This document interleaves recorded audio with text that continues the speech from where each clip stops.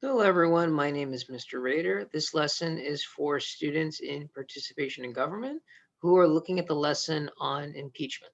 And in this short video, we'll introduce the entirety of the lesson, but we'll focus specifically on the independent work portion of the lesson where students will analyze the actions that may make presidential, executive, or judicial actions impeachable. So in the introduction model, your teacher either already went over this or will go over this material with you tomorrow. But you'll look at the US Constitution and you'll identify the criteria for the process of impeachment. You'll figure out who can be impeached and some of the reasons why individuals can be impeached.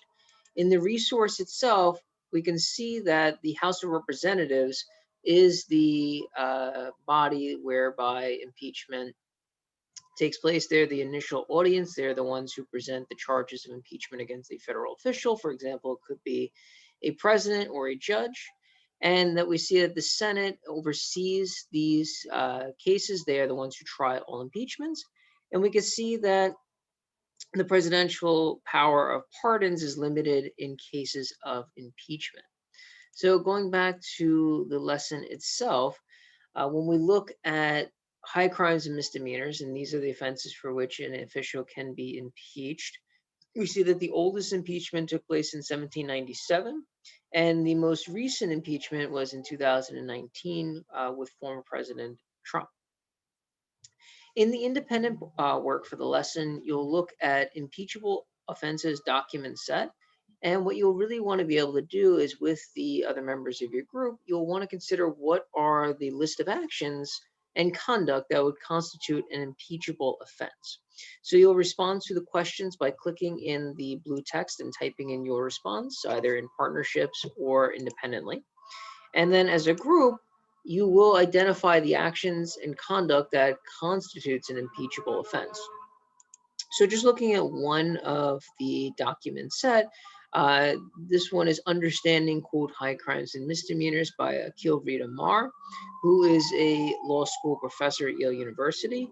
And he explains in the context that he bases this definition on Article 2, Section 4 of the Constitution, which is the primary source evidence being used to present the case.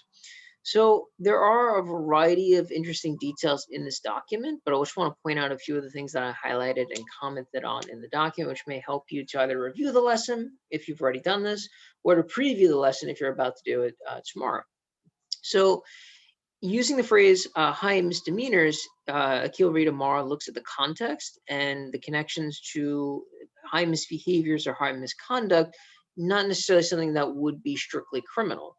And he mentions that early drafts in Philadelphia, as part of the Constitutional Convention, had provided for impeachment in non criminal cases when there was neglect of duty or general corruption. And these are some examples of impeachable behavior that could rise to the level of high misdemeanors warranting impeachment, right? So we see an example of early application of the impeachment process when the House of Representatives impeached a pair of judges for misbehavior on the bench that fell short of criminality. One of those judges was convicted of intoxication and indecency, and the other judge was acquitted by the Senate of egregious bias and other judicial improprieties. So we can also see in this paragraph here from Akil Rita Mar's book, America's Constitution, a biography, quote, a president who ran off on a frolic in the middle of a national crisis demanding his urgent attention might break no criminal law. And then we can see the section here that I highlighted in blue, yet such gross dereliction of duty that would imperil national security may rise to that level of something that would be disqualifying conduct that could be considered an impeachable offense.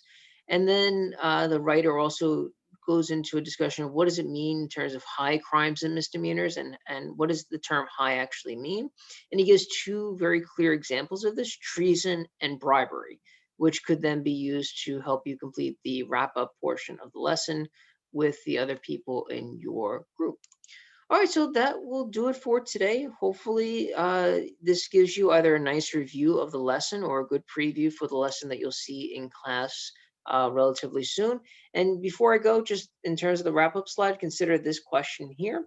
To what extent does impeachment promote or hinder democratic values, right? Because if we want to tie it back to thinking about the course theme and the unit theme, considering related to democratic values and characteristics of democracy, we want to think about how impeachment can serve as either an effective check and balance on presidential judicial power, or if it in fact actually hinders democratic values.